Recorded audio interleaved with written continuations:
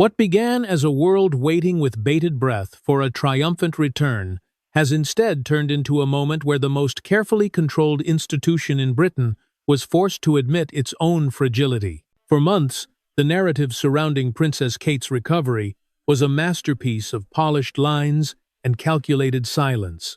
We were told of planned and successful surgeries, of privacy and space, and of a steady recovery behind the thick, ancient walls of Adelaide Cottage. But tonight, that mask has slipped. Prince William, the future king, and the man who has spent his entire life guarding the crown's secrets, stood before the world and chose a path no one in power wanted him to take. The path of raw, unvarnished honesty. This wasn't a routine health update or a celebratory announcement. This was a confession. As William stood side by side with his father, King Charles, his voice carried a weight that no official palace statement could ever convey. His eyes didn't speak of a fairy tale return. They spoke of a system that had reached its breaking point. He stood there, finally telling the world that Princess Kate's condition and the reality of her return to duty was far more serious and far more dangerous than the palace machine had ever allowed the cameras to see. For months, the public was fed a diet of silence and faked reassurance. Schedules were cancelled without explanation, photos were scrutinized and found wanting, and every legitimate question about the future, Queen's well-being, was met with the same mechanical defense: privacy, space, recovery. But silence in a family is one thing. Silence in a public institution that rules over millions is another. William's address tonight wasn't just about cancer or recovery. It was about the crushing cost of secrecy. It was the moment the Prince of Wales decided that the woman who holds the emotional center of this monarchy deserved more than to be a ghost in her own story. The question that now haunts every corridor of Buckingham Palace is, why now? What did William see at Kate's bedside that terrified him more than the prospect of bad headlines or the collapse of the palace optics? For 50 years, the protocol was never complain, never explain. Tonight, William shattered that protocol, choosing the humanity of his wife over the rigid preservation of the crown. As we walk through the events that led to this unprecedented exposure, we must ask ourselves, if the monarchy wants to survive a world that watched Kate suffer in real time, can it ever truly go back to pretending that nothing ever breaks behind those palace walls? To truly grasp the gravity of the forbidden truth that Prince William has now brought to light, we must examine the months of absolute, suffocating silence that paralyzed the British monarchy. The narrative initially sold to the public was a masterpiece of reassurance, a planned and successful surgery that allegedly required only a quiet period of recovery. But as the weeks stretched into months without a single authentic glimpse of the princess, that polished story began to crumble under the weight of its own internal contradictions. This wasn't a standard medical leave. It was an institutional blackout, designed to manage a crisis that was rapidly spiraling out of control. The first real cracks in the palace facade appeared not in a press release, but in the sudden, unexplained movements of Prince William himself. When a future king begins canceling high-profile engagements at the very last second without a clear or credible explanation, it is not a mere scheduling conflict. It is a signal of institutional panic. You do not lose sight of the most popular woman in the world for half a year by accident. Behind the gilded gates, a shadow war was being waged between the palace's cold advisory machine and a husband who was watching his wife become a ghost in her own story. The monarchy tried to hide behind the shield of privacy, but they ignored the fundamental truth of their own existence. In a system where individuals represent the state, their well-being is never just optional background noise. It is a test of the institution's survival. This wasn't about respecting a woman's space. It was about the palace machine using privacy as a tactical delay to avoid a truth they were terrified to reveal. They weren't just managing optics, they were attempting to control reality itself, trying to manufacture a version of the Princess of Wales that no longer existed in that moment. William saw the cost of this silence every time he looked at his wife. He witnessed the rumbles of internal complications and the whispers from within the medical wing that suggested her condition was deteriorating far faster than the official bulletins dared to admit. The dignity the palace claimed to be protecting was, in reality, a gag order that prioritized the image of stability over the human life at its center. William realized that by staying silent, he was becoming complicit in an institutional lie. The theater of the perfect royal family was beginning to burn, and tonight we explore how the prince himself decided to be the one to light the match. Behind the heavy oak doors of the royal residences, a different kind of war was brewing, one of whispers, leaks, and an internal rebellion that would eventually force the prince's hand. While the public was met with an iron wall of no comment, the gears inside the palace were grinding to a halt, worn down by the friction between protecting an image and protecting a human being. This wasn't a sudden crisis. It was the slow-motion collapse of a system that had become more afraid of the truth than of a scandal. Reports began to surface of a profound rift forming within the medical wing. Leaks from the hospital hallways spoke of unexpected complications that were far removed from the planned success the palace had initially promised the world. Staffers whispered that the recovery was not proceeding according to the official timeline, and the silence from Kensington Palace was beginning to look less like a choice and more like a desperate cover-up. This was the moment the mask began to slip, revealing an institution that was losing control of its most valuable asset. The tension reached a boiling point during a series of heated confrontations between Prince William and the palace's senior advisors. For the advisors, Kate was a piece on a grand chessboard, a symbol of stability to be managed through optics-first strategies. They argued for continued silence to maintain dignity, but William saw the crushing weight that silence was placing on his wife. He realized that the palace machine was willing to let Kate become a ghost in her own story, just to avoid a week of difficult headlines. The definitive moment of the rupture came in the form of an internal communication that would later be whispered about in the corridors of power. The reported subject line was a direct challenge to centuries of royal protocol. She deserves more than silence. This wasn't just a request for a press update. It was a demand for humanity in a system that had long since traded its soul for a polished facade. William stood at a crossroads, realizing that if a future king has to overrule his entire court just to tell the truth about his wife's survival, then the institution itself is in a state of terminal decay. The true seismic shift in this saga occurred when King Charles III, the ultimate custodian of royal tradition, decided to abandon the scripts written by his most senior advisors. This was the moment the crown's survival instinct overrode its century-old habit of concealment. For years, Charles had lived by the code of the Grey Men, the anonymous courtiers who managed the monarchy's image with cold, mathematical precision. But as he watched his son, Prince William, prepare to tear down the veil of secrecy surrounding Princess Kate, the king made a choice that changed the course of the British monarchy. He chose his family over the institution. This wasn't just a father supporting a son. It was a monarch recognizing that the old ways were no longer sustainable in a digital age.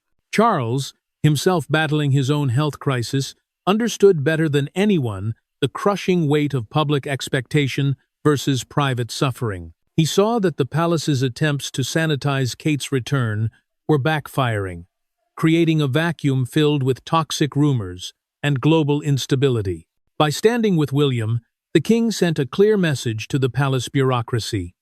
The era of manufactured perfection was over. The forbidden truth could no longer be contained within the sterile files of the royal medical wing. The alliance between the king and the Prince of Wales created a power vacuum for the palace advisors. These grey men, who had spent decades perfecting the art of the half-truth, suddenly found themselves locked out of the very inner circle they were supposed to control. William and Charles were no longer asking for PR strategies. They were dictating a new reality. They recognized that if the monarchy was to have a future, it had to be built on a foundation of authenticity, even if that authenticity revealed a tragedy the world wasn't prepared to hear. The tension within the palace walls was palpable. Senior aides reportedly warned that too much honesty would weaken the crown's mystique, that a vulnerable future queen was a liability. But William's response, backed by the king, was a masterclass in modern leadership. He realized that Kate's forbidden truth was not a weakness. but a bridge to a public that was tired of being lied to. As they prepared to reveal the true nature of Kate's struggle, they were not just preparing a health update, they were preparing a revolution. The stage was now set for the most dangerous revelation of all. The specific, hidden details of why Kate's return was never as simple as it seemed. The most devastating segment of the forbidden truth exposed by Prince William isn't found in a medical chart, but in the physical and psychological toll of what we now call the shadow recovery. For months, the palace issued sterile updates about preventative chemotherapy and satisfactory progress. But William's revelation paints a much darker picture. This wasn't a standard convalescence. It was a brutal, isolated struggle that occurred far from the reach of the royal PR machine. The truth that the institution was so desperate to hide was that the Princess of Wales wasn't just recovering, she was being fundamentally altered by the intensity of her treatment and the crushing weight of her role. William's address touched upon a reality that many cancer survivors know too well, but one that the monarchy viewed as a strategic liability: the loss of self. While the palace wanted to present a warrior princess who would emerge from seclusion, looking untouched and radiant, the reality was a woman facing the grueling, unglamorous side effects of aggressive therapy. The forbidden truth is that Kate's return was delayed not just because of physical weakness, but because the palace was terrified of showing a future queen who looked vulnerable. They wanted the icon. William wanted the world to see the wife. Inside the private wing of the royal residence, the shadow recovery was marked by a profound disconnect between the woman and the title. Sources suggest that during the darkest days of her treatment, Kate wasn't just fighting a disease, she was fighting an institution that was already planning her re-emergence before she could even stand unaided. The palace's obsession with optics meant that every bad day was treated as a secret to be buried, and every setback was viewed as a potential blow to the crown's stability. William saw his wife being treated like a state asset rather than a human being, and it was this cold, mechanical approach that finally broke his loyalty to the Grey Men. By revealing the true nature of this struggle, William has effectively dismantled the palace's ability to airbrush the monarchy's future. He has forced the world to look at the human cost of the crown, the gray hairs, the exhaustion, and the fear that no amount of royal jewelry can hide. This wasn't just a health update. It was a demand for the public to recognize Kate's humanity over her hagiography. As we move into the next phase of this exposure, we must look at the specific Windsor leverage documents that suggest the palace was willing to sacrifice Kate's long-term health for a single moment of public reassurance. The most chilling revelation in Prince William's exposure is the discovery of what insiders call Windsor leverage, a collection of tactical documents and contingency plans that treated Princess Kate's illness not as a human tragedy, but as a manageable asset. As William dug deeper into the palace's response strategy, he reportedly uncovered a paper trail that suggested the Grey Men were willing to engage in a tactical sacrifice. They weren't just praying for her recovery, they were calculating the exact moment her return would provide the maximum boost to the monarchy's approval ratings, regardless of whether she was physically or mentally prepared for the spotlight. This is the forbidden truth that the institution hoped would never leave the sterile corridors of the private offices. The documents revealed a strategy of timed transparency, a method of releasing just enough information to quiet the masses while hiding the true severity of the situation to prevent a full-scale constitutional panic. William found evidence that the palace had drafted scripts for Kate's return, months in advance, focusing on lighting, wardrobe, and optics of strength, while the real woman was still struggling to endure the basic requirements of her treatment. The institution was essentially creating a digital ghost, a curated version of Catherine that could be deployed whenever the crown needed a distraction from other scandals or the king's own health struggles. For William, seeing his wife's suffering treated as a PR lever was the final, unforgivable betrayal. This Windsor leverage extended beyond mere PR. It involved a calculated silence that prioritized institutional stability over medical transparency. William discovered that certain risks regarding the recovery timeline were deliberately downplayed in briefings to the Prime Minister and the Commonwealth leaders, to maintain an illusion of an unbreakable line of succession. The palace was terrified that if the world knew the true extent of Kate's struggle, the monarchy would look fragile, susceptible to the same human weaknesses as any other family. They were willing to gamble with Kate's long-term peace of mind just to ensure the stock of the firm didn't plummet in the global eye.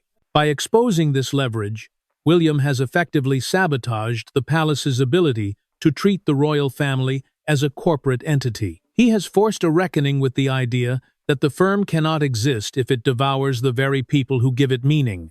The forbidden truth is that the palace didn't just hide Kate's illness, they tried to weaponize it. As we move into the next segment, we will examine the specific, intercepted communications that show the exact moment William decided to burn the palace's playbook and speak directly to the people, bypassing the censors who had controlled his voice for a lifetime. The turning point in this constitutional drama arrived when Prince William initiated what insiders call the Great Bypassing. For nearly a century, the British monarchy had functioned through a strict hierarchy of the Grey Men, anonymous officials who filtered every word, every image, and every truth before it reached the public. But William realized that in the age of viral misinformation and global scrutiny, this filter had become a cage. The forbidden truth could no longer be entrusted to a bureaucracy that was more concerned with protecting the office than the human beings within it.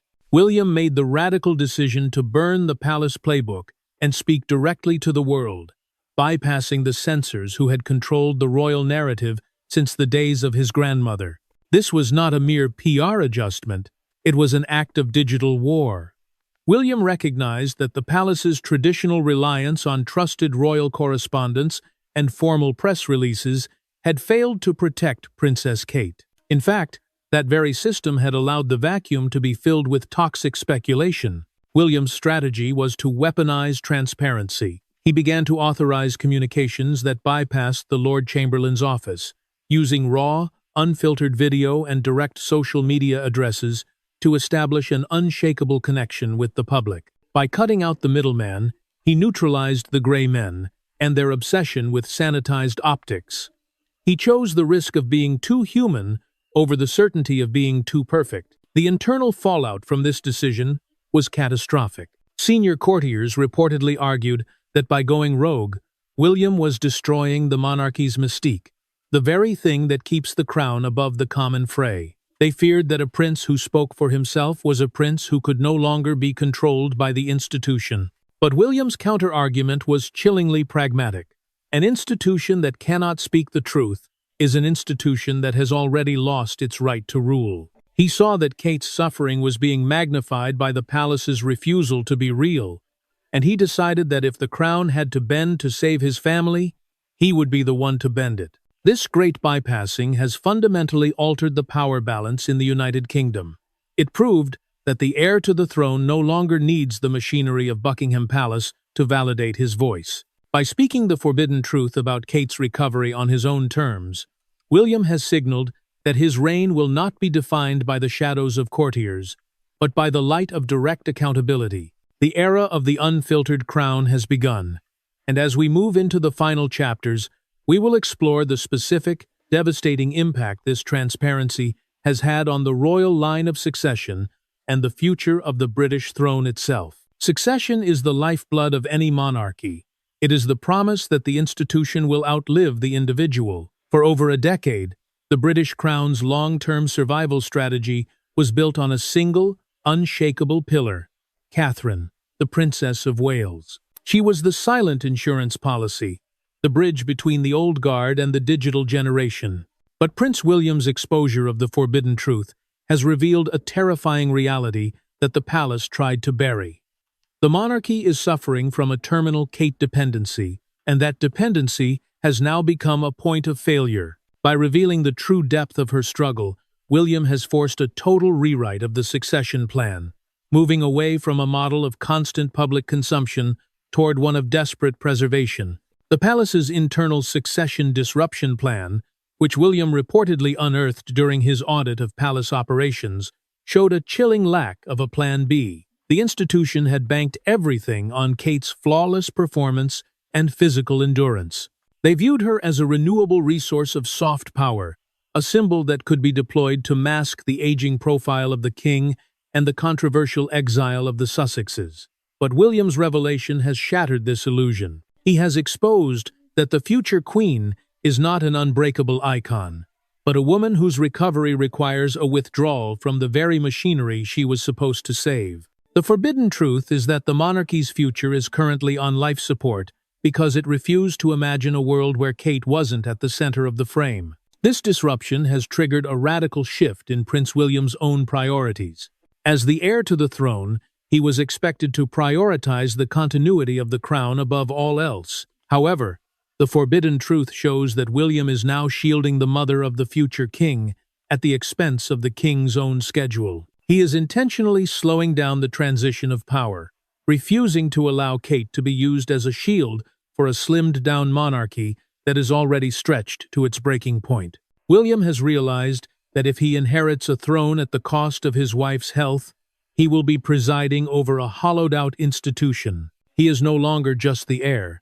He is the protector of the bloodline, even if that means the crown must recede from public view for years to come. The grey men in the shadows of Buckingham Palace are in a state of strategic panic.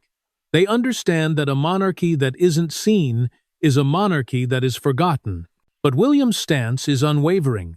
The forbidden truth must be the foundation of their new reality. By exposing the tactical sacrifice the palace was willing to make, he has ensured that the succession will no longer be built on a lie of perfect health. The future of the British throne now depends on whether the public can accept a humanized monarchy, one that bleeds, recovers, and admits to its own fragility. As we move into the final chapters, we will look at the global fallout of this transparency and how it has permanently altered the relationship between the Crown and the Commonwealth. The shockwaves from Prince William's exposure of the forbidden truth did not stop at the cliffs of Dover. They surged across the oceans, hitting the shores of the Commonwealth with the force of a geopolitical tsunami. For decades, the monarchy's relationship with its former colonies was held together by a thin thread of royal mystique, the idea that the crown represented a stable, almost supernatural continuity. But the forbidden truth has revealed that this continuity was built on a foundation of systemic deception. In nations from Jamaica to Australia, where Republican movements are already gaining momentum, the palace's months of silence regarding Princess Kate were not seen as a private family matter. They were seen as proof of institutional decay. The global reckoning has arrived, and it is demanding an answer to a singular, devastating question. If the crown cannot be honest about the health of its future queen, why should the world trust it with the leadership of 56 nations? William's decision to bypass the grey men and speak directly to the world was a desperate attempt to save the Commonwealth from this very crisis. He realized that international news wires and global leaders were no longer buying the palace's privacy narrative. In the absence of truth, the global vacuum was filled with toxic theories that made the British monarchy look like a relic of a secretive, bygone era, one that values optics over the human lives it governs. William's transparency was a calculated gamble to trade mystique for accountability. He understood that the Commonwealth doesn't want a remote, flawless icon. It wants a leadership that is recognizable, human, and above all, honest. By exposing the palace's tactical sacrifice of Kate, William has effectively told the Commonwealth that he will not allow the institution's cold bureaucracy to dictate the future of their shared global family. However, the forbidden truth has also provided a lethal weapon to those who wish to see the monarchy dissolved. Republican leaders across the globe are now pointing to the shadow recovery and the Windsor leverage as evidence that the monarchy is a closed, dysfunctional system that operates in the shadows. They argue that a system so obsessed with airbrushing a medical crisis is unfit to lead in a modern, democratic world.